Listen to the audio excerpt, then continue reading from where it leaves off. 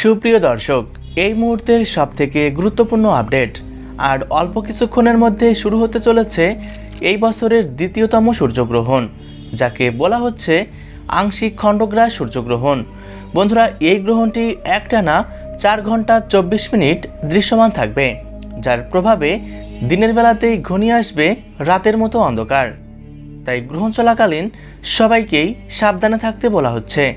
তবে বিশেষ সাবধানতা অবলম্বন করতে বলা হচ্ছে গর্ভবতী মহিলাদের। তাদের কোনো ভুল করলে চলবে না।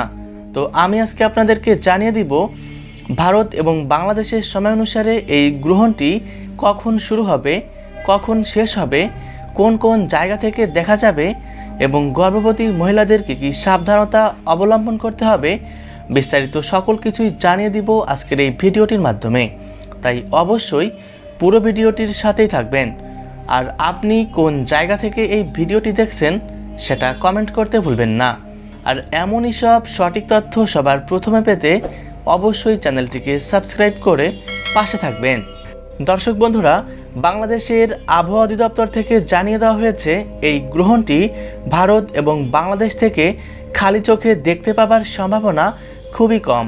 তবে এই গ্রহণটি দেখা যাবে নিউজিল্যান্ড, মেলানেসিয়া, পলিনেসিয়া এবং অ্যান্টার্কটিকার পশ্চিমাঞ্চলের বেশ কিছু জায়গা থেকে।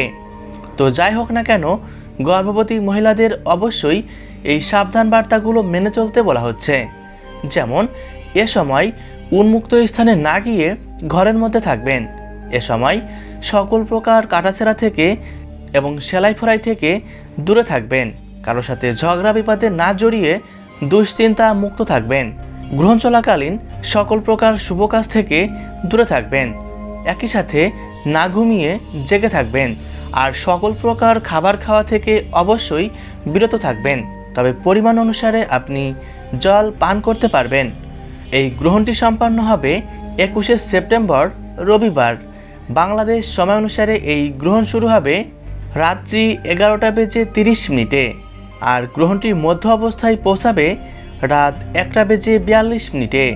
গ্রহণটি শেষ হবে রাত 3:54। গ্রহণের গ্রাসমান 0.855। এদিকে ভারতীয় সময় অনুসারে এই গ্রহণ শুরু হবে রাত্রি 11টায় এবং গ্রহণটি মধ্য অবস্থায় পৌঁছাবে রাত 1:12।